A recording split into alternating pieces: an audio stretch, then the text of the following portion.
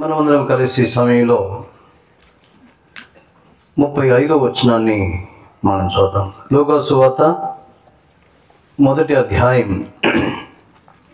35వ వచనాన్ని మనం చదువుదాము.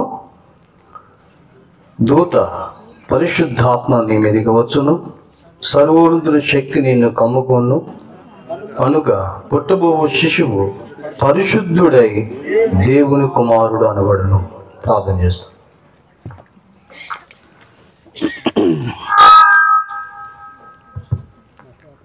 పరిశుద్ధమైన మా తండ్రి, మిమ్మల్ని ప్రేమించి మీ మహానుభవించిన ధనబడి స్తోత్రాలు. మరి రాత్రికాల సమయంలో మరొకసారి మీ దాసరాలు వారి కుమారుడు స్తోత్రాలు. వారి కుటుంబంలో మేము ఎంతవరకు సహాయపడుతూ వచ్చినందుకు స్తుతిస్తున్నాం. వారిని ప్రేమించి విరమించిన పెద్ద కుమారుడు బట్టి వారి కుటుంబం, చిన్న కుమారుడు వారి కుటుంబం బట్టి స్తోత్రాలు. ఈ ప్రత్యేకమైన క్రిస్మస్ కూడిక వాళ్ళకు కూడా కలుగుంటానికి మీరు సహాయపడినందుకు స్తుతిస్తూ, ఈ రాత్రి మీ వాక్యం కొరకు ఎదురు చూస్తుండగా మీరే నాతో, మాతో, మా అందరితో మరి మాట్లాడమని యేసుక్రీస్తు వారి పరిశుద్ధ నామంలో ప్రార్థన చేసి పెడుచున్నాం తండ్రి. ఈ పేర్లు చూడండి, పేర్లు, ఫ్యామిలీ నెంబర్ పేర్లు. దయచేసి దేవుని పరిశుద్ధ గ్రంథంలో నుండి లూకా సువార్త మొదటి అధ్యాయం చూడండి. లూకా సువార్త మొదటి అధ్యాయం 35వ వచనాన్ని మనం చదువుదాము. లూకా సువార్త మొదటి అధ్యాయం 35వ వచనం చదవండి. దూత పరిశుద్ధాత్మ నీ మీదికి వచ్చును, సర్వోన్నతుని శక్తి నిన్ను కమ్ముకొనును, కనుక పుట్టబోవు శిశువు పరిశుద్ధుడై దేవుని కుమారుడు అనబడను. కాబట్టి దినాల్లో మనం ధ్యానం చేస్తున్న అంశం ఏంటి అంటే, యేసు ప్రభువు ఎలాంటి వాడికి లోకానికి వచ్చాడు. ఇప్పటికి చాలా విషయాలే, దాదాపు 10 కంటే అనేక విషయాలు మనము చూస్తూ వచ్చాను. ఆయన ఎలాంటి వాడికి లోకానికి వచ్చాడు. గత రాత్రి మనం చూసిన విషయం ఏంటంటే, ఎలాంటి వాడికి వచ్చాడంటే ఇమ్మానుయేలు. ఇమ్మానుయేలు అనే మాటకు అర్థం ఏంటంటే దేవుడు మనతో ఉన్నాడు, దేవుడు మనకు తోడు అనే అర్థం. కాబట్టి దేవుడు ఎవరికి తోడుగా ఉన్నాడు అనే విషయాలు మనం చూసాం. దేవుడు తోడుగా ఉండి ఏం చేయాలనుకున్నాడు అనే విషయాలు కూడా మనం చూసాం. కాబట్టి ఈ రాత్రి యేసు ప్రభు ఎలాంటి వాడుగా ఈ లోకానికి వచ్చాడు అంటే, పుట్టబోవు శిశువు పరిశుద్ధుడై దేవుని కుమారుడు అనబడును.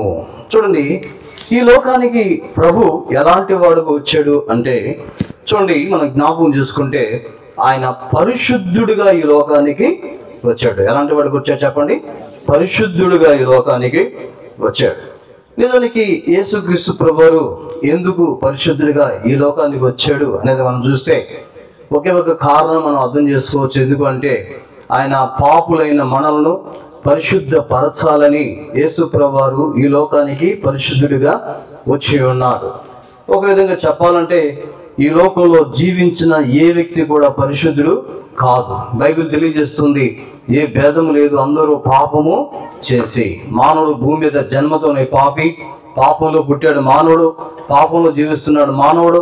పాపంలో జీవిస్తున్న మానవుడు పాపానికి వచ్చే శిక్ష అయిన నరకానికి వెళ్ళిపోతున్నాడు. కనుకనే ఈ లోకంలో పాపి అయిన మానవుని రక్షించడానికి, మానవుని పరిశుద్ధపరచడానికి పరలోకంలో ఉంటున్న దేవుడు, పరిశుద్ధుడైన దేవుడు ఈ లోకానికి దిగి వచ్చాడు. యేసు ప్రభువు ఈ లోకానికి రాకమునుపు పరలోకంలో ఏమని పిలువబడుతున్నాడు అనేది మనం చూస్తే బైబిల్లో రాయబడుతూ వచ్చింది. మరి యెషయా గ్రంథం 6వ అధ్యాయంలో శరాపులు, కెరూబులు, దేవుని దూతలు ఆయన ఏమని సంబోధిస్తున్నారంటే పరిశుద్ధుడు, పరిశుద్ధుడు, పరిశుద్ధుడు అని సంబోధిస్తా ఉన్నాడు. యెషయా గ్రంథం మరి ప్రకటన గ్రంథం 4వ అధ్యాయం 8వ వచనంలో కూడా మనం చూస్తే ఆ దేవుని దూతలు మానక నిత్యము ఆయన ఏమంటున్నారంటే పరిశుద్ధుడు, పరిశుద్ధుడు, పరిశుద్ధుడు అంటున్నాడు. సో పరిశుద్ధుడు, పరిశుద్ధుడు, పరిశుద్ధుడు అని పిలువబడుతున్న ఆ దేవుడు ఆ పరిశుద్ధ లోకాన్ని వదిలి ఈ లోకంలోనికి, ఈ లోకం ఎలాంటిది అనేది మనం చూస్తే ఇదంతా పాపంతో నిండిపోయిన లోకం. చూడండి, లోకములో పాపం ఉండేను అనే మాట అపోస్తలుడైన పౌలు రోమీయులకు రాస్తూ ఈ మాట చెప్పాడు. కాబట్టి పాప లోకములోనికి పాపము లేని పరిశుద్ధుడు ఈ భూమి మీదకి దిగి వచ్చాడనే సత్యాన్ని మనం అర్థం చేసుకోవచ్చు. ప్రియులారా, దేవునికి ఆ పరిశుద్ధ గ్రంథంలో నుండి మనము ఆయన పరిశుద్ధుడు అని చెప్పే ప్రయత్నంలో ఈ రాత్రి నేను 7 విషయాలు మీకు జ్ఞాపకం చేస్తాను. ఎందుకు ఆయన పరిశుద్ధుడు అని పిలువబడ్డాడు అంటే మొట్టమొదటి కారణాన్ని నేను మీకు జ్ఞాపకం చేస్తాను. ఈ రాత్రి దేవుని వాక్యం నుంచి మొట్టమొదటి భాగం దగ్గరికి మనం వద్దాం. దయచేసి మత్తయి సువార్త 1వ అధ్యాయం. మత్తయి సువార్త యేసుక్రీస్తు వారు ఎందుకు ఈ లోకంలో పరిశుద్ధుడు అని చెప్తున్నామంటే దానికి ఒక 7 కారణాలు ఈ రాత్రి మీకు జ్ఞాపకం చేయాలి. మొట్టమొదటి కారణం దేవుని మహాపరిశుద్ధ గ్రంథం మత్తయి సువార్త దయచేసి 1వ అధ్యాయం ఈ సమయంలో 18వ వచనాన్ని మనం చదవండి. యేసుక్రీస్తు జనన విధమేదనగా ఆయన తల్లి అయిన మరియ యేసుకు ప్రదానం చేయబడిన తర్వాత వారు ఏకము కాక మునుపు ఆమె పరిశుద్ధాత్మ వలన గర్భము ధరించింది. చూడండి, ఆయన ఎందుకు పరిశుద్ధుడు అని చెప్తున్నామంటే యేసు మాత్రమే ఎందుకు పరిశుద్ధ దేవుడు అని చెప్తున్నామంటే ఈ ప్రపంచంలో యేసు ప్రభు లేక ఇంకెవరో లేరు అని చెప్పే ప్రయత్నం ఈ రాత్రి. మొట్టమొదటి ప్రయత్నం ఏంటి అంటే ఆయన పరిశుద్ధుడు అని చెప్పడానికి మొదటి కారణం ఆయన జన్మ. చెప్పండి, ఆయన జన్మ ఎలా అని చెప్పండి. పరిశుద్ధమైన జన్మ. ఈ ప్రపంచంలో కోటాను కోట్ల ప్రజలు జన్మించారు, కోటాను కోట్ల ప్రజలు ఈ లోకాన్ని విడిచి వెళ్ళిపోయారు. కానీ ఆయన వలె జన్మించిన వాళ్ళు ఎవరు కూడా లేరు. వారేకము కాకమునుపు చూడండి ఎంత స్పష్టంగా బైబిల్ తెలియజేస్తా ఉంది అంటే వారేకము కాకమునుపు ఆమె పరిశుద్ధాత్మ వలన గర్భము ధరించింది. కాబట్టి ఈ రాత్రి యేసుక్రీస్తు వారు పరిశుద్ధునికి లోకానికి వచ్చాడు. ఏ కారణం అంటే ఈ లోకంలోనికి ప్రభు రావటానికి కారణం పరిశుద్ధ దేవుని ఆత్మ. ఈరోజు ప్రియులారా, యోహాను సువార్త 6వ అధ్యాయంలో మనం చూస్తే పరిశుద్ధమైన తండ్రి అని పిలిచాడు. అంటే పరిశుద్ధమైన తండ్రి తన కుమారుని ఈ లోకంలోనికి పంపడానికి ఇష్టపడ్డాడు. అందుకొరకే పరిశుద్ధాత్మ చేత మాత్రమే కన్య అయిన మరియ గర్భము ధరించింది. ఈ సృష్టికి అర్థం కాని విషయం ఇది. ప్రపంచం అర్థం చేసుకోలేని సత్యం ఇది. ఈరోజు ప్రియులారా, ఒకవేళ కొన్నిసార్లు మనం ఏం చేస్తామంటే అది జరుగుద్దా, ఇది నిజమా, ఇది అలా అవుతుందా అనుకుంటాం. ఏదో మా ఇంటి వెనకాల జరిగిన కథ కాదు ఇది. ప్రపంచానికి నెట్ట నడువైన స్థలంలో బెత్లెహేములో ఎందుకు అక్కడే పుట్టాడు యేసుప్రభు చాలా మంది తెలియదు. యేసుప్రభు ఎందుకు బెత్లెహేములో పుట్టాడు? 7 కారణాలు ఉన్నాయి. సరే, ఒక కారణం చెప్పండి. యేసుప్రభు ఎందుకు బెత్లెహేములో పుట్టాడు? మొట్టమొదటి కారణం ఏంటంటే ప్రపంచానికి మధ్య స్థలం అది. ఒకవేళ ఆయన వెంకటపాలెంలో పుడితే వెంకటపాలెం అవధూత అయిపోయేవాడు. అలా కాదు, ఆయన ప్రపంచానికి మధ్యలో ఎందుకు పుట్టాడు అంటే నేను అందరికి చెందినవాడు అని చెప్పడానికి.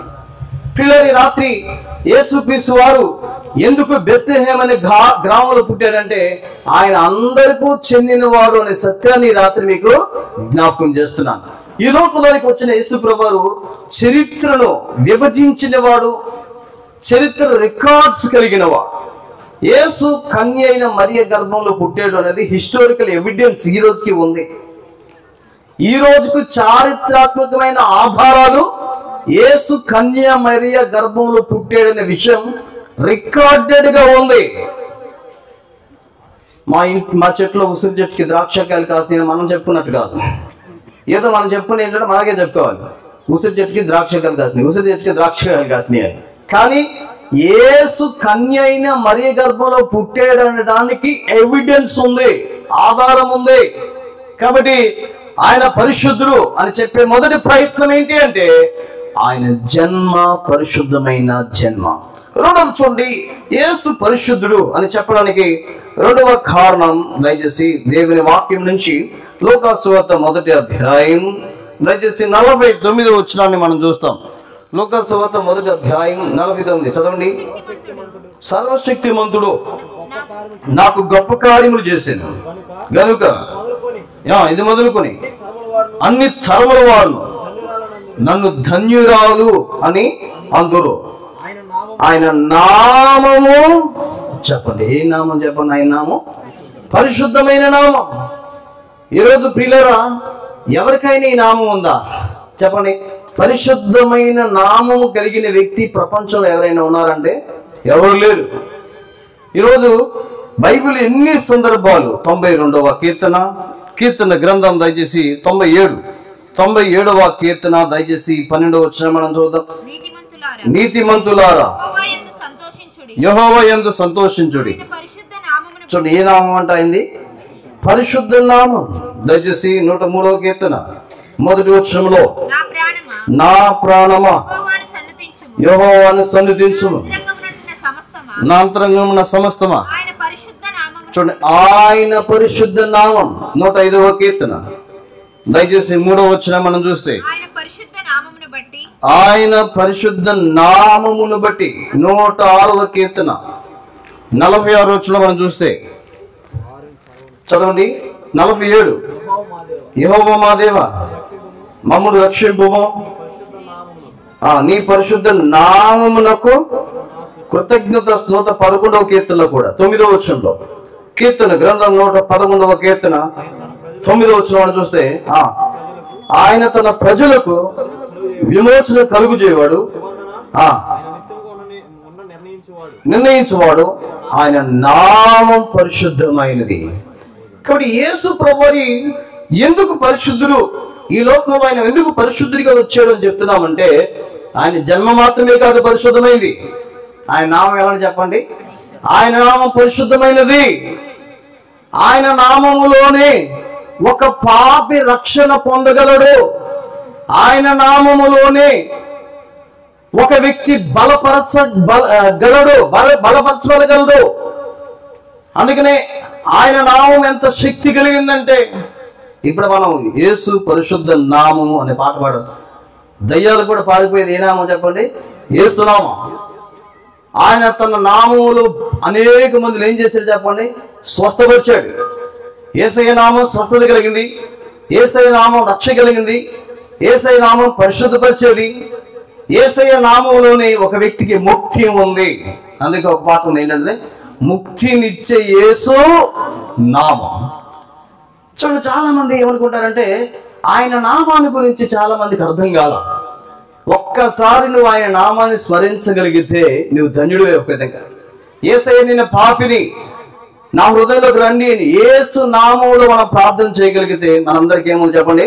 రక్షణ. చాలా మంది ఏమనుకుంటారంటే, చచ్చిపోయే లోపు, అంటే క్రైస్తవులు కాదు హిందూ సోదరులు ఏమంటారంటే ఒక పేరు వాడతారన్నమాట. అలా అంటే కనీసం ఎక్కడికి వెళ్తారు చెప్పండి? డైరెక్ట్గా పరలోకానికి వెళ్ళిపోతారంటే వాళ్ళ ఉద్దేశం. ఆ పేరు ఏంటంటే నారాయణ.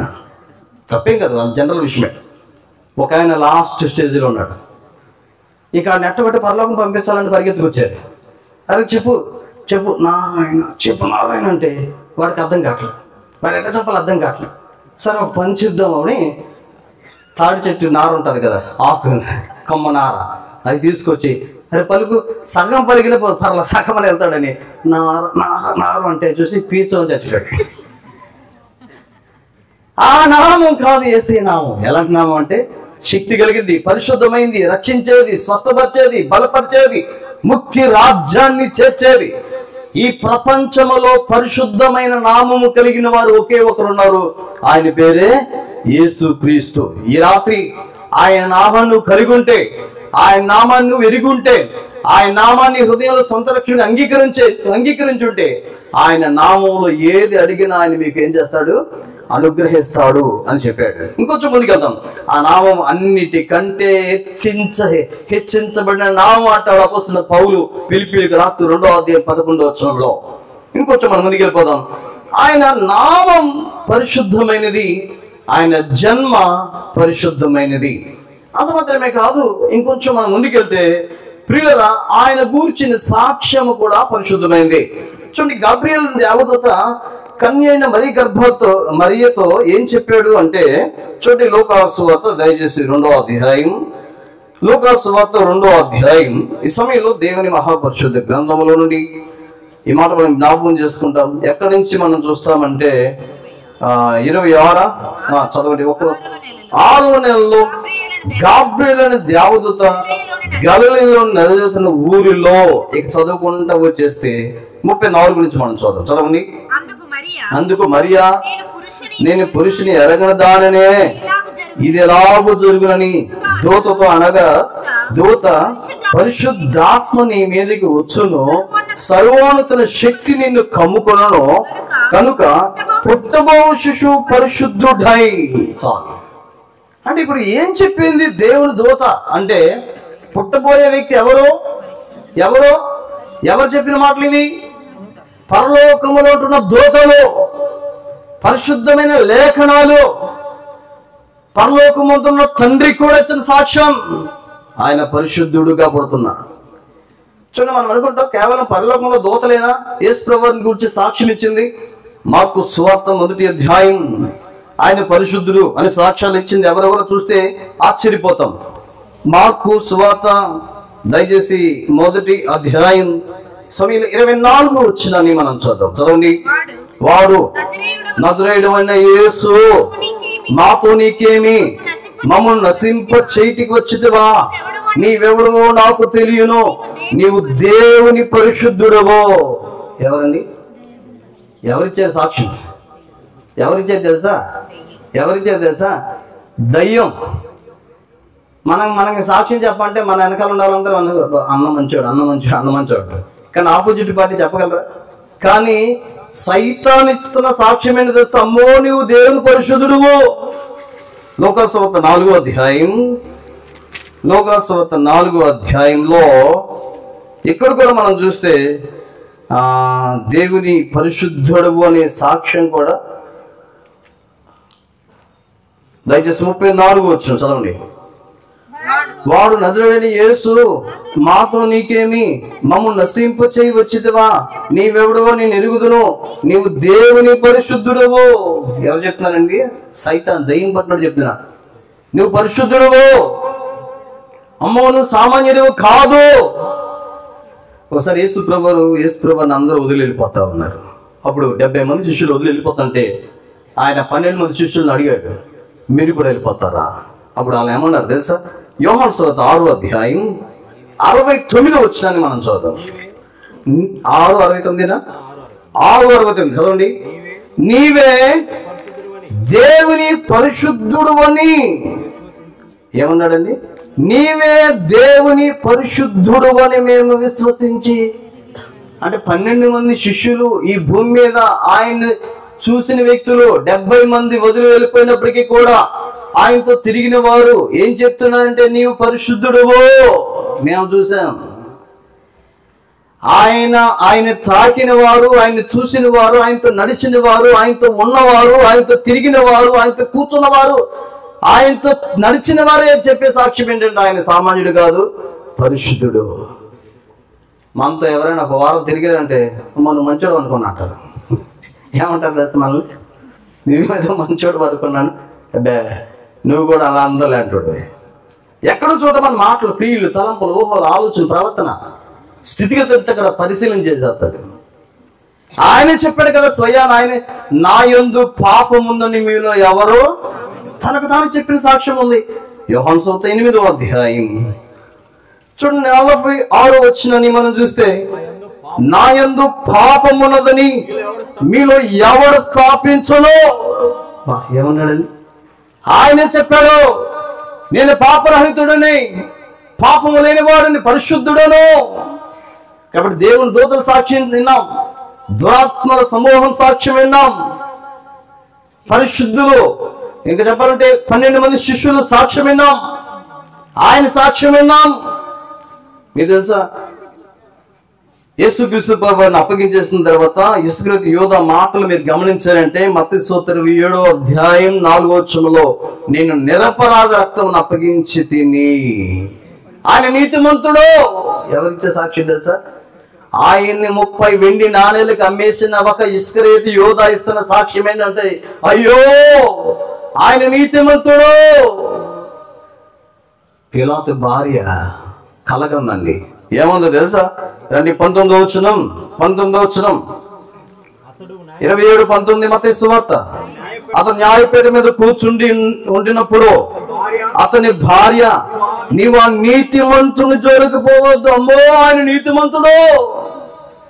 తీర్పు తీర్చే పిలాతు భార్య ఏమంటుందో తెలుసా? ఆయన పాపం రహితుడు, ఆయన పాపం లేనివాడు. మరి పిలాతు ఏం మాట్లాడాడు? 27వ అధ్యాయం మత్తయి సువార్త 24 మత్తయి సువార్త 27:24. పిలాతు అల్లరి ఎక్కువవుతున్నదే గాని తన వల్ల ప్రయోజనమేమి లేదని గ్రహించి నీళ్లు తీసుకుని జన సమూహం ఎదుట చేతులు కడుక్కొని ఈ నీతిమంతుని రక్తమును గూర్చి చాలు. ఆయన ఎలాంటి వాడని చెప్పాడండి పిలాతు. అమ్మో, ఇతను ఏ దోషం లేదు, మీరు మోపిన నేరాలు ఒకటి కూడా కనబడట్లేదు, ఈ పాపం నా మీదే కాదు, నేను చేతులు కడుక్కున్నాను, ఈ నీతిమంతుడు, ఈయన పాపరహితుడు. ఆయన పొడిచిన సైనికుడు ఇచ్చే సాక్ష్యం ఏంటో తెలుసా? లోకాసువార్త 23. లోకాసువార్త 23వ అధ్యాయం దయచేసి మనం చూస్తే శతాధిపతి 47వ వచనాన్ని మనం చూస్తాం. చదవండి. శతాధిపతి జరిగింది చూచి ఈ మనుషుడు నిజముగా నీతిమంతుడు. సైనికులు వచ్చే సాక్ష్యం ఏంటో తెలుసా? అమ్మో, ఈయన పాపి అనుకున్నది. ఈ రాత్రి ఈ భూమి మీదకి దిగి వచ్చిన దేవుడు, 2000 సంవత్సరాల క్రితం వచ్చిన దేవుడు పరిశుద్ధుడుగా వచ్చాడు. ఆయన జన్మ పరిశుద్ధం, ఆయన నామం పరిశుద్ధం, ఆయన జీవితం పరిశుద్ధం, సాక్ష్యం పరిశుద్ధం. 4వది, ఆయన మాటలు కూడా పరిశుద్ధమైనవే. చూడండి, తిమోతికి రాస్తున్న 2వ పత్రిక 2వ అధ్యాయం 10వ వచనమా, 2వ తిమోతి 2:10 మనం చూస్తాం. చదవండి. అందుచేత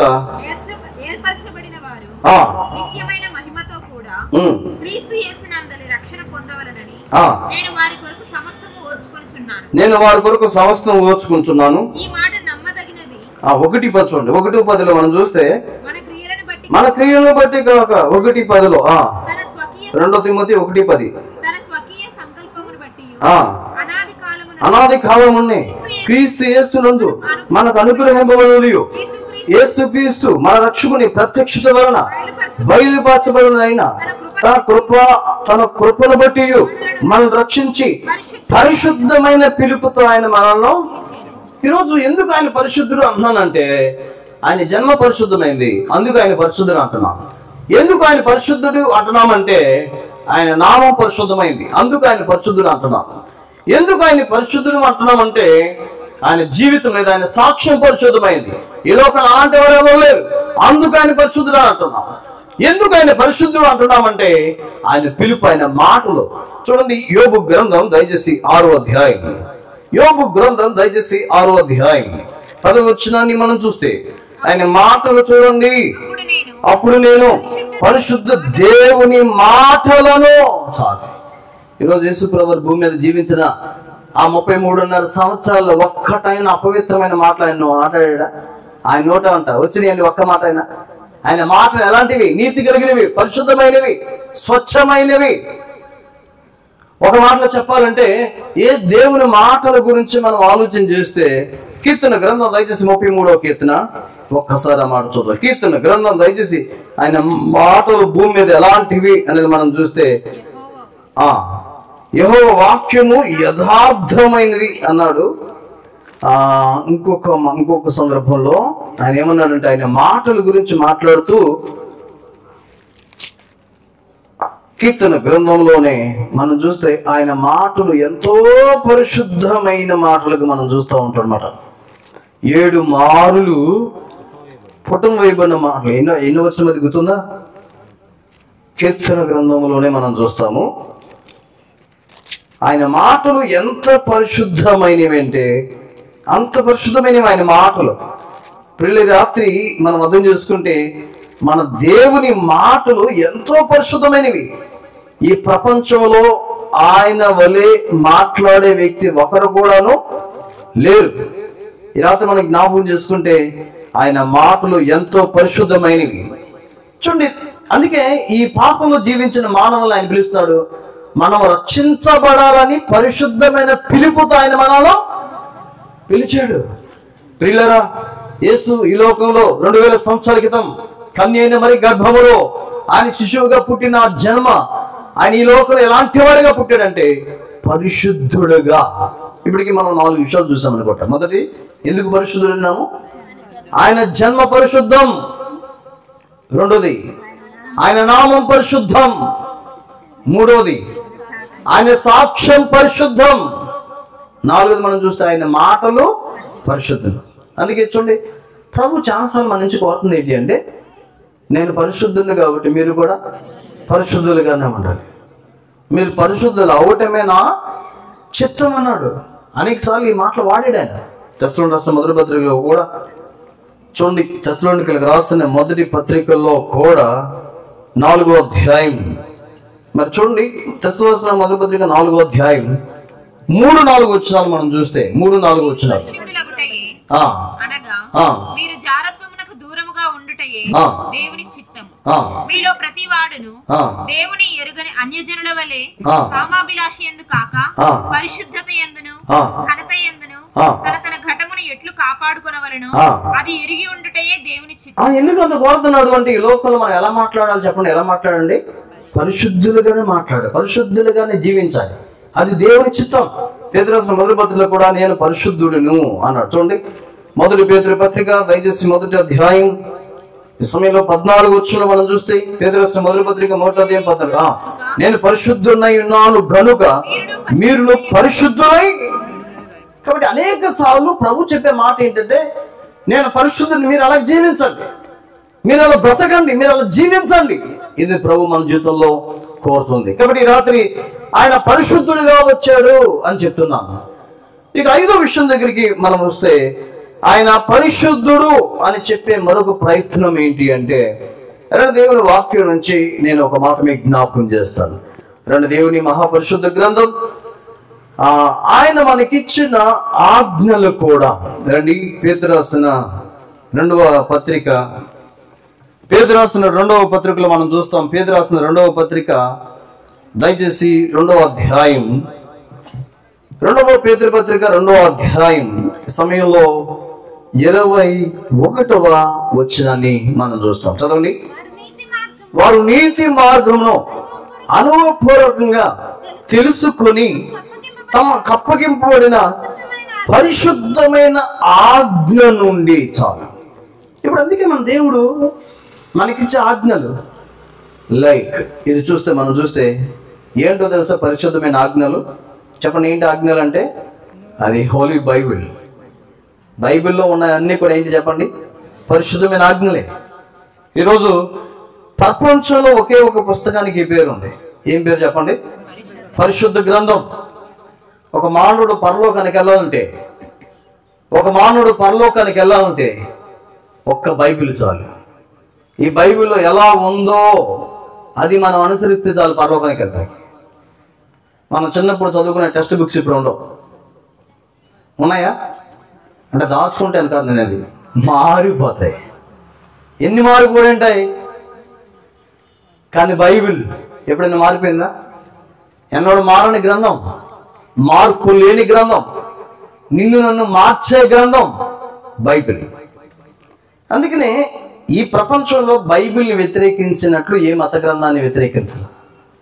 దీన్ని చింపేసినన్ని సార్లు ఏ గ్రంథాన్ని చింపేయాల, దీన్ని కాల్ చేసినన్ని సార్లు ఏ గ్రంథాన్ని కాల్ చేయాల, దీన్ని ప్రింట్ చేసినన్ని సార్లు ఏ గ్రంథాన్ని ప్రింట్ చేయాల. తెలుసా? బైబిల్ ప్రపంచంలో అత్యధికంగా ప్రింట్ చేయబడిన గ్రంథం ఏదంటే బైబిల్. మొట్టమొదట ప్రింట్ చేయబడిన గ్రంథం ఏదంటే బైబిల్. ఒక క్రైస్తవుడైన ఒక వ్యక్తి, ఎవరు అత్యంతరం కనుక్కుంది? John Gutenberg. ఒక క్రైస్తవుడైన వ్యక్తి ఈ బైబిల్ అందరి చేతిలో ఉండాలని ఆయన అచ్చు యంత్రాన్ని కనుక్కున్నాడు. మొట్టమొదటిసారి అచ్చు వేసిన గ్రంథం ఈ సృష్టిలో ఏదైనా ఉందంటే అది బైబిల్ మాత్రమే. అంటే ఒక క్రైస్తవుడు ఈ గ్రంథం అందరి దగ్గర ఉండాలని తెలుసుకుని ఆయనే ముద్ర యంత్రాన్ని కనుక్కొని, ఆ తర్వాత ఇప్పటికి మన న్యూస్ పేపర్లు, ఆ పేపర్లు, ఏ పేపర్లు ఇంకా చెప్పాలంటే డబ్బులు ఇచ్చేటప్పుడు కూడా రాస్తారు చూడండి, దాని పేపర్, బాండ్ పేపర్ దాకా వచ్చింది. అసలు మొట్టమొదటి ప్రింట్ అయిన పుస్తకం ఏంటి తెలుసా? బైబిల్ మాత్రమే. కాబట్టి ఈరోజు ప్రియులారా, దేవుని గ్రంథం పరిశుద్ధమైంది, దేవుని లేఖనాలు. అలాగే పౌలు తిమోతితో మాట్లాడుతూ ఏమన్నారు? తిమోతికి రాసిన 2వ పత్రిక 3వ అధ్యాయం చూడండి. 2వ తిమోతి 3వ అధ్యాయం 14-15 వచనాల్లో క్రీస్తు యేసునందు ఉంచవలసిన విశ్వాసము ద్వారా రక్షణార్థమైన జ్ఞానం నీకు కలిగించుటకు ఏమన్నాడు చెప్పండి, శక్తి కలిగిన పరిశుద్ధ లేఖనాలు. అందుకే ఈరోజు మనం ఈ లోకంలో పరిశుద్ధులుగా జీవించాలంటే మనం చదవాల్సిన గ్రంథం ఏదైనా ఉందంటే అది బైబిల్. ఈ గ్రంథాన్ని నువ్వు చదువుతా ఉంటే నువ్వు పరిశుద్ధపరచబడతావు, నీ జీవితం మార్చబడుతుంది. ఒక ఇద్దరు వ్యక్తులకి అంటే భార్య భర్తలకి పూర్తిగా వాళ్ళ హిందూస్, వాళ్ళకి ఒక పాస్టర్ గారు ఒక గ్రంథాన్ని బైబిల్ గ్రంథాన్ని గిఫ్ట్ ఇచ్చారు పెళ్ళికి.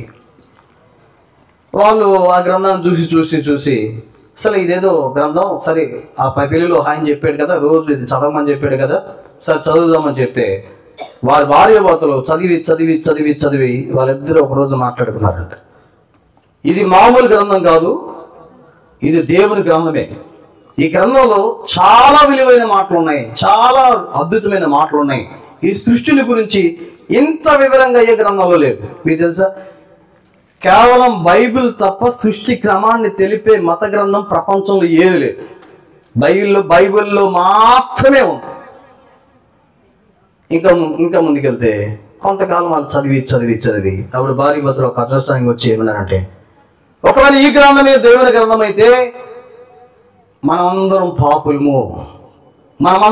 పాపులము అని గ్రహించారంట. ఇలా చదువుకుంటూ వెళ్తుంటే మళ్ళీ వాళ్ళు అనుకున్నారంట, ఒకవేళ మనం పాపులమైతే ఈ గ్రంథాన్ని బట్టి మనమందరము పాపాన్ని బట్టి శిక్ష అయిన నరకానికి వెళ్ళిపోతాం అని గ్రహించారంట. ఆ తర్వాత కొంతకాలం చదివి వాళ్ళు అన్నారంట, ఈ గ్రంథం నిజమైతే పాపాన్ని నుంచి విడిపించే మార్గము కూడా ఉంది, ఆ మార్గమే యేసు అని గ్రహించారు. ఎవరు చెప్పాల్సిన పని లేదు. నువ్వు బైబిల్ గ్రంథాన్ని చదువుతా ఉంటే నీ జీవితంలో ఎన్నో మార్పులు నువ్వు చూస్తావు. అందుకనే చాలామంది ప్రపంచంలో నిర్లక్ష్యం చేసే గ్రంథం కూడా బైబిలే. క్రైస్తవులు అందరి ఇంట్లో ఉంటుంది, కానీ ఎంతమంది చదువుతారండి బైబిల్ గ్రంథం? ఎంతమంది చదువుతారు? ఏదో మొక్కుబోడుతూ చదివేది కాదు. అందుకే మొదటి కీర్తన 2వ వచనంలో ఏం రాశారు చెప్పండి, యెహోవా ధర్మశాస్త్రమును దివారాత్రము ఎలా ధ్యానించాలంటే చూడండి, యెహోవా ధర్మశాస్త్రము నందు ఆనందించుచు. మనం ఏం చేస్తామంటే ఆనందిస్తామా? అబ్బా టైం అయిపోతుంది, త్వరగా అసలు మనకి అర్థం కాదు. ఇప్పుడు చదివానండి నేను బైబిల్ని. కొంతమంది ఎలా ఉంటుంది, అమ్మో నాయన ఇప్పుడు ఇంత చదవలేదు ప్రభా, నీకు తెలిసినా కానీ నాకు టైం లేదు, ఈరోజు 2 వచనాలు చదువుతా, రేపు నేను 2 వచనాలు చదువుతాను. ఇంకా కొంతమంది అయితే క్యాలెండర్ అయితే ఒక వాక్యం ఉంటుంది, పొద్దున్న క్యాలెండర్ దగ్గరికి వెళ్ళి ప్రార్థన చేసుకుని ఒక వచనం చదువుతారు. బైబిల్ గ్రంథాన్ని చదివండి, మీ పిల్లలకి అది చదివించండి. చూడండి, మన బిడ్డలు మన కుటుంబాల్లో బైబిల్ గ్రంథాన్ని చదవకపోతే మీరు మీ బిడ్డల్ని తప్పు మార్గంలో నడిపిస్తున్నారని. కొట్టైనా తిట్టైనా వారికి ఈ టైంలో నేర్పాలి.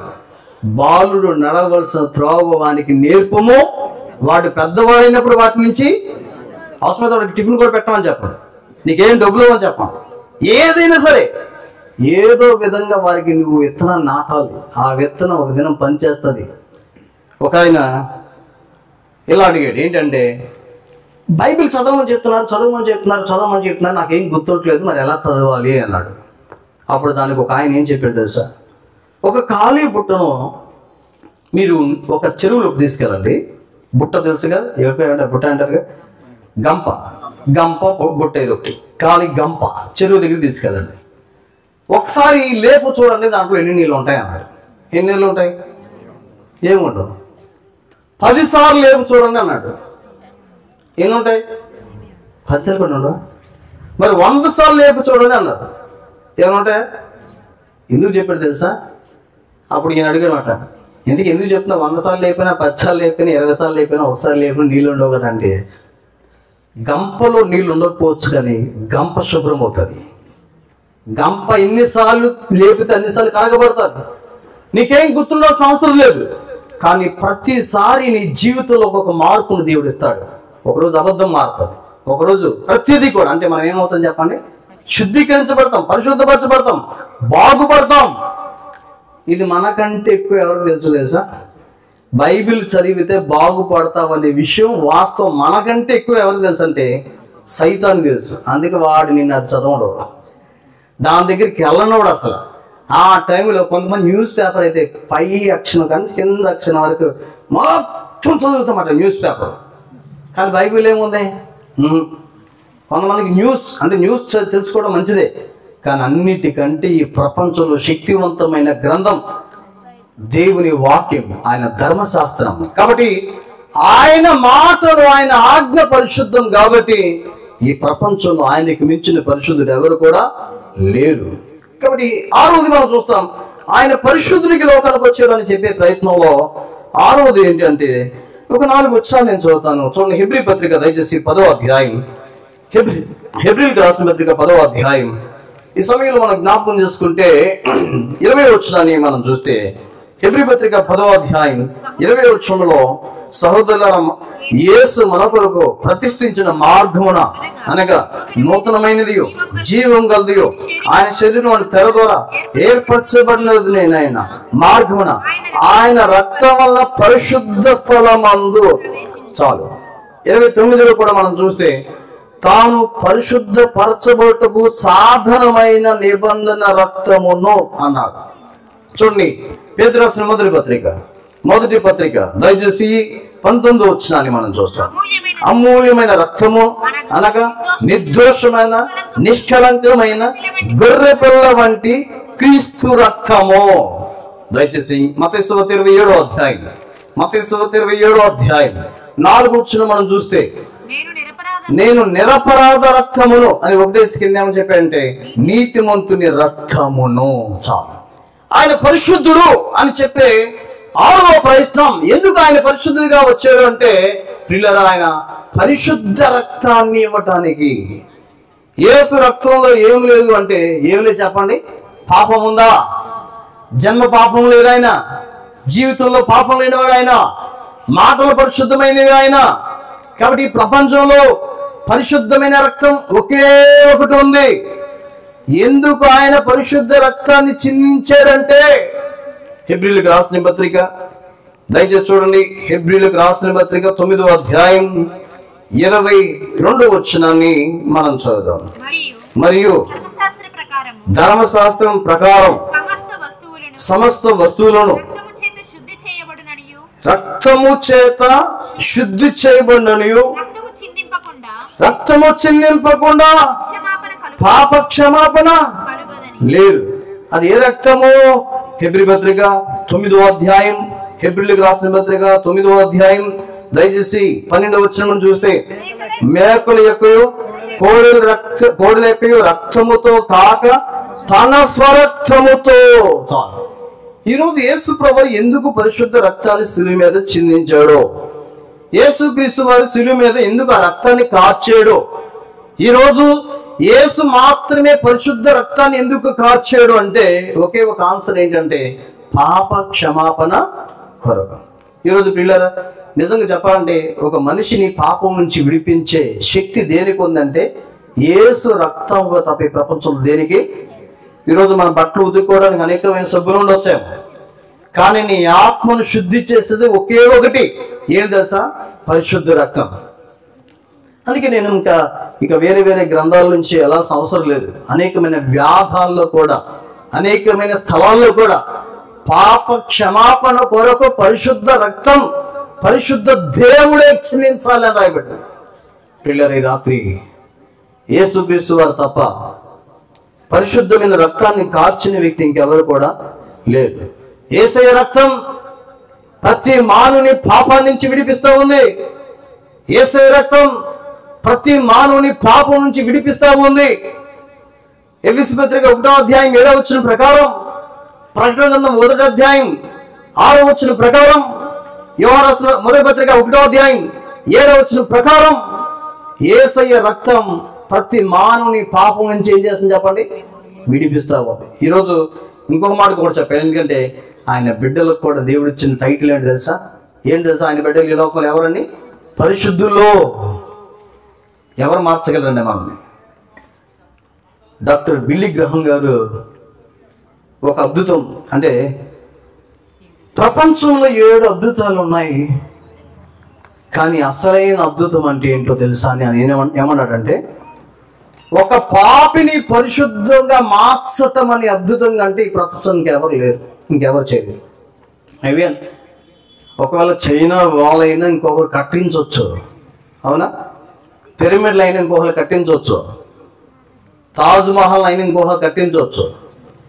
మిగతా నాకు గుర్తులేదు, మీరు ఇంటికి గుర్తించేసుకోండి.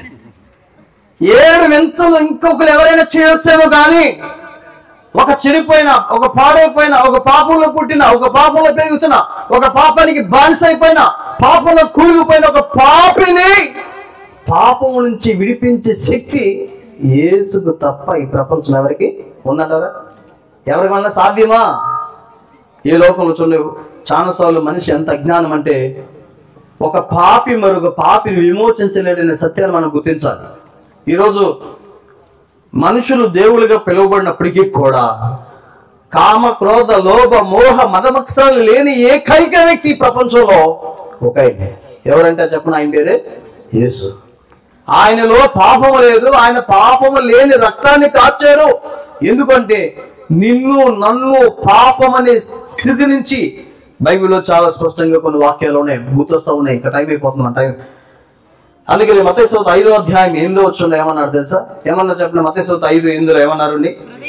హృదయ శుద్ధి గలవారు ధన్యులు, వారు దేవుని.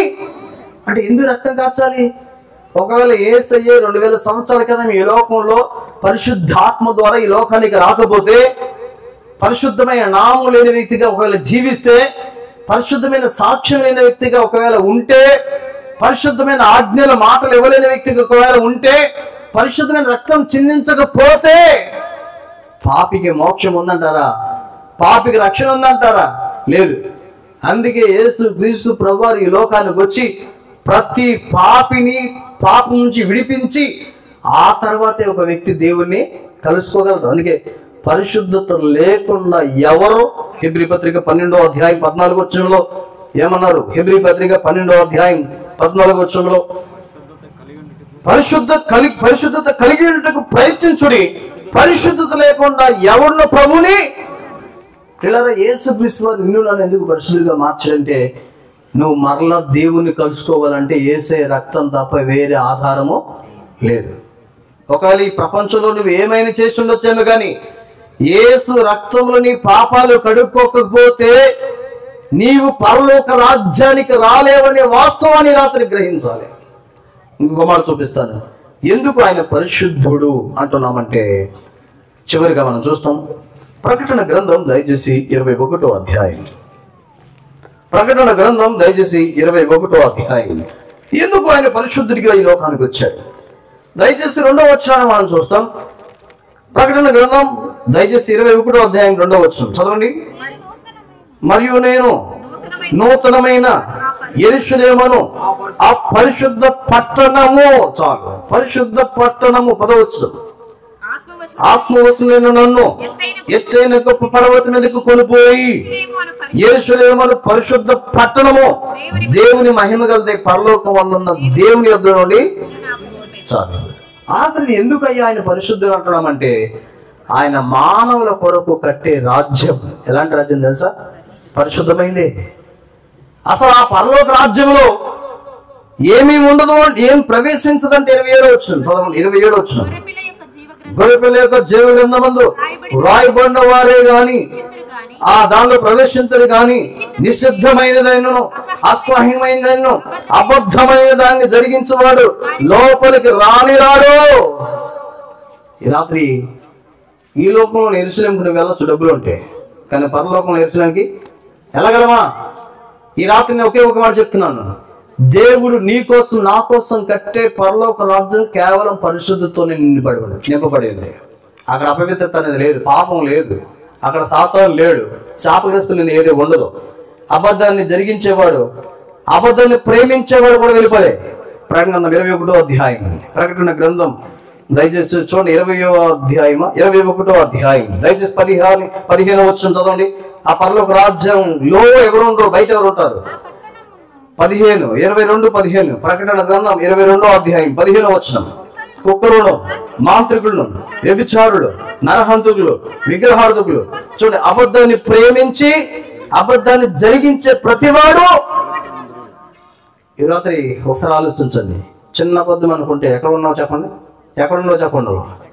ఒకవేళ మనం తృప్తిగా అనుకుంటామేమో, ఇంకేం వేస్తే చాలా మంచి క్షమించేస్తాడు, కానీ ఆయన తనకు తాను విరోధంగా ఎక్కడ పనిచేయడు. నువ్వు పాపంలో జీవిస్తావండి, అబద్ధాలు జీవిస్తావండి, మోసంలో జీవిస్తావండి, విగ్రహాలతో జీవిస్తావండి. ఇలా కనుక జీవిస్తే నువ్వు చనిపోతే ఎక్కడికి వెళ్తావు? అందుకే 2 సార్లు పాట పాడారు. పరలోకం ఎవరి కోసం ఉందండి? పరలోకం ఎవరి కోసం ఉందండి? పరిశుద్ధుల కొరకు మాత్రమే. యేసయ్య 2000 సంవత్సరాల క్రితం ఈ లోకానికి కన్య అయిన మరీ గర్భంలో పుట్టింది. ఎందుకంటే ఆయన కట్టే పరలోకమైన పరిశుద్ధమైన పట్టణంలో నిన్ను నన్ను ప్రవేశింప చెయ్యాలని మాత్రమే. ఆ పరలోక రాజ్యానికి నువ్వు రాకపోతే ఈ లోకం మనం చేసే భక్తి అంతా ఈ జీవిత కాలం మధ్యకి నువ్వు బతికితే, పౌలు ఏమన్నాడు చెప్తాను, ఆ మాట చెప్పి ముగిస్తాను.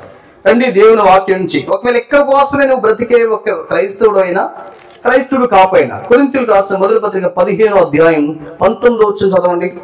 1 కొరింథీ 15:19. ఈ జీవిత కాలం మట్టుకే మనము క్రీస్తునందు నిరీక్షించిన వారమైన ఎడల మనుషులందరికంటే ఇక్కడ కోసమే బతకొద్దు, ఇక్కడ కోసమే బతకొద్దు, ఇక్కడ కోసమే జీవించొద్దు, ఇక్కడ కోసమే జీవించొద్దు, ఇక్కడ అధికారం కోసం, ఇక్కడ పేరు కోసం, ఇక్కడ ధనం కోసం, ఇక్కడ సంపాదించడం కోసం, ఇక్కడ బతకడానికి కోసమే ఉండొద్దు నువ్వు. ఒకవేళ ఎక్కడ కోసం బతికితే నువ్వు అందరికంటే దౌర్భాగ్యుడు నువ్వే. మనం ఎక్కడి కోసం బతకాలి చెప్పండి? యేసయ్య నా కోసం పరలోక రాజ్యాన్ని కట్టాడు. కన్నీరు లేని రాజ్యం ఉంది, అక్కడ పాపం లేని రాజ్యం ఉంది, దుఃఖం లేని రాజ్యం ఉంది, దేవుని మహిమ ఉండే రాజ్యం ఉంది, నీతి ఉండే రాజ్యం ఉంది, పరిశుద్ధత ఉండే రాజ్యం ఉంది, గొర్రెపిల్ల ద్వీపమై ప్రకాశించే రాజ్యం ఉంది, దేవుని మహిమ కనపడే రాజ్యం ఉంది. ఆ పట్టణాన్ని గురించి మనం ఆలోచిస్తే ఒక్కొక్క గుమ్మం ఒక్కొక్క ముత్యంతో కట్టబడుతుందని రాయబడి ఉంది. శుద్ధ సువర్ణమైన బంగారు వీధులు కలిగిన పట్టణం రాయబడితో వచ్చింది. పాపమైంది, నిషిద్ధమైంది, అసహ్యమైంది ప్రవేశించిన రాజ్యం రాయబడితో వచ్చింది. మన్నము లేని రాజ్యం, ఆకలి లేని రాజ్యం, రోగం లేని రాజ్యం, దుఃఖం లేని రాజ్యం, కన్నీరు లేని రాజ్యం. ఆ రాజ్యంలోనికి మనం వెళ్ళాలి. ఒకవేళ అక్కడికి వెళ్ళకపోతే ఈ భూమి మీద నువ్వు 100 సంవత్సరాల క్రైస్తవులు వెళ్ళి బైబిల్ పట్టుకున్నా పరలోకానికి రాజ్యానికి రాని భక్తి ఎంత దౌర్భాగ్యం అంటే పౌలు చెప్పాడు, మనుషులందరికంటే దౌర్భాగ్యం. కలుముసుకొని ప్రార్థన చేస్తాం. ఈ రాత్రి ఒక్క మాట, యేసుక్రీస్తు వారు ఈ లోకంలో పరిశుద్ధుడిగా పుట్టాడు. పుట్టబో శిశువు పరిశుద్ధుడు.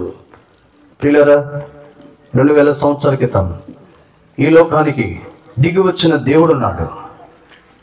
పాప భూయిష్టమైన లోకంలో, పాపంతో నింపబడిన లోకంలో, పాపానికి బానిసైపోయిన మానవుని, పాపం అనే కబంధ హస్తాలతో చిక్కబడిన మానవుని, పాపంలోనికి త్రోసివేసి పాపం మీద అధికారం కలిగిన సాతాను చేతిలో కీలు బొమ్మలాగా ఆడుతున్న మానవుని, ఈ పాపము కలిగిన సామ్రాజ్యం నుంచి, స్థితి నుంచి, సన్నిధి నుంచి, బానిసత్వం నుంచి విడిపించాలని ఈ లోకానికి దిగి వచ్చిన పరమాత్ముడే పరిశుద్ధుడు, ఆయన యేసు ప్రభు. ఆయన ఈ లోకంలో అందరిలాగా పుట్టలేదు. ఎందుకు తెలుసా? ఆయన అందరిలాగా పుడితే ఆయన నీలాగా నాలాగా ఒక సామాన్యమైన వ్యక్తి అయిపోయేవాడు. ఆయన పాపరహితుడు. ఆయన జన్మలో పాపం లేదు, ఆయన పుట్టుకలో పాపం లేదు. కేవలం పరిశుద్ధమైన జన్మ కలిగిన ఏకైక వ్యక్తి ప్రపంచ చరిత్రలో యేసు మాత్రమే. ఒకవేళ రాత్రి నీ జీవితంలో ఎన్నో క్రిస్మస్ పండుగలు అయిపోతున్నాయి, కానీ నీ జీవితంలో యేసయ్య పుట్టలేదు, నీ జీవితంలో పాపం పోలేదు, నీ జీవితం మార్చబడలేదు, నీవు ఇంకా రక్షణ పొందలేదు, యేసుని అంగీకరించలేదు, పాపాలు ఒప్పుకోలేదు, జీవితం మార్చుకోలేదు, ప్రభుకి నిన్ను సమర్పించుకోలేదు, ఇంకా బాప్తిసం తీసుకోలేదు, అలాగే ఉన్నావో. ఒకవేళ దేవునితో మాట్లాడితే, దేవుని దర్శిస్తుంటే, దేవుని పాపాన్ని చూపిస్తుంటే సరిచేయాలని యేసు 2000 సంవత్సరాల క్రితం కలవరిలో నీ కొరకై పవిత్రమైన రక్తాన్ని చిందించే సత్యాన్ని ఈ రాత్రి నువ్వు గ్రహిస్తే నువ్వు ధన్యుడు అయిపోతావు. అమ్మా, యేసయ్య పరిశుద్ధమైన వాడు. ఆయన నామం పరిశుద్ధమైంది, ఆయన జన్మ పరిశుద్ధమైంది, ఆయన మాటలు పరిశుద్ధమైంది, ఆయన ఆజ్ఞలు పరిశుద్ధమైంది, ఆయన రక్తం పరిశుద్ధమైనది, ఆయన సాక్ష్యం పరిశుద్ధమైనది. ఆయన అన్నాడు కదా, నాలో పాపం ఉందని మీరు ఎవరు స్థాపించగలరు? ఈరోజు ప్రపంచ చరిత్రలో యేసులో పాపం ఉందని ఎవరు చూపించలేదు. కారణం ఏంటంటే పాపరహితుడు ఆయన. ఈ రాత్రి నీ జీవితాన్ని మార్చడానికి వచ్చిన పరమాత్మను మాట్లాడుతున్నాడు. ఎంతకాలం ఇంకా ఆ పాపంలో ఉంటావు? ఎంతకాలం ఇంకా ఆ పాపంలో జీవిస్తావు? ఇంకా నీ జీవితంలో పాపం ఉంది, అపవిత్రత ఉంది, మాటలు, క్రియలు, తలంపులు, ఊహలు, ఆలోచన సమస్తం కూడా పాపం నింపబడ్డమేమో. బైబిల్ ఎంతో స్పష్టంగా చెప్పింది. ఖచ్చితమైన వాక్యం ఇది. నీలో పాపం ఉంటే కన్ను మూసిన మరుక్షణం పరలోక రాజ్యం ఉండదు. అది నేనైనా నువ్వని ఎవరైనా సరే కన్ను మూయక ముందే, ఈ జీవితాన్ని ముగించక మునిపే పాపాలు నీ జీవితంలో ఒప్పుకున్నట్లయితే ధన్యుడు అయిపోతావు. ఈ రాత్రి ఒకసారి ఆలోచించు, ప్రభువా ఈ రాత్రి నాతో మాట్లాడుతున్నావు, నీ ఆత్మతో నాతో మాట్లాడేవు, నీ వాక్యంతో నాతో మాట్లాడేవు, నా జీవితాన్ని నీకు సమర్పిస్తున్నా. ఒకవేళ నిజంగా పశ్చాత్తాపం పొందితే వారికి ఒక శుభవార్త ఏంటంటే రేపు బాప్తిస్తాలు కూడా ఉన్నాయి. నువ్వు ప్రభు నిన్ను దర్శించింది నిజమైతే, ప్రభా నేను బాప్తిస్తం కూడా తీసుకుంటాను, ఈ తీర్మానం నువ్వు కలుగుంటే అంత ధన్యుడివి. ఈ రాత్రి ప్రభు మనల్ని దర్శిస్తున్నాడు. కన్నీరు లేని, దుఃఖం లేని, ఏడుపు లేని, మరణం లేని మహోన్నతమైన నిత్య రాజ్యం. ఉదయ రాత్రి నువ్వు కనుమూసి పాతాళానికి వెళ్తావా? అది కాలిపోయే స్థలం అని బైబిల్ చెప్పింది కదా. అగ్ని ఉండే స్థలం, ఆరుండే స్థలం, బ్రహ్మ కొట్టుకునే స్థలం, పళ్ళు కొనుకే స్థలం. అయ్యో, బైబిల్ తెలిసి, వాక్యం తెలిసి, మందిరం తెలిసి, అన్ని తెలిసి నరకానికి వెళ్ళేదే. మనుషులందరికంటే దౌర్భాగ్యం అయిపోతావా? ఈ రాత్రి సూటిగా ఎవరి గురించి ఆలోచించవద్దు, నీ గురించి ఆలోచించు. ప్రభా ఈ రాత్రి నువ్వు నాతో మాట్లాడుతున్నావు, నేను పాపాలు ఒప్పుకోలేదు, ఎంతకాలం నేను అయిపోయింది. ఈ రాత్రి మరలా ఒకవేళ ఒప్పుకున్నవేమో మళ్ళా పడిపోయేవేమో, అందుకే నీతో మాట్లాడుతున్నాడు దేవుడు. నేను తిరిగి సమకూర్చాలనుకుంటున్నాడు ఆయన, నేను తిరిగి ఆయన చెంతకి చేర్చుకోవాలనుకుంటున్నాడు. హెబ్రీ పత్రిక 12వ అధ్యాయంలో రాయబడింది, ఆయన తన పరిశుద్ధతలో పాలు పొందాలని ఎన్నోసార్లు నీ జీవితంలో పరిస్థితులు అనుమతించాడు. ఈ రాత్రి అంత గొప్ప దేవుణ్ణి వదులుకుంటావా? ప్రభువా ఇదిగో నా జీవితం నీకు అప్పగిస్తున్నాను అని నువ్వు చెప్పగలిగితే నువ్వు ధన్యుడు అయిపోతావు, ధన్యుడు అయిపోతావు. ప్రార్థన చేస్తావు.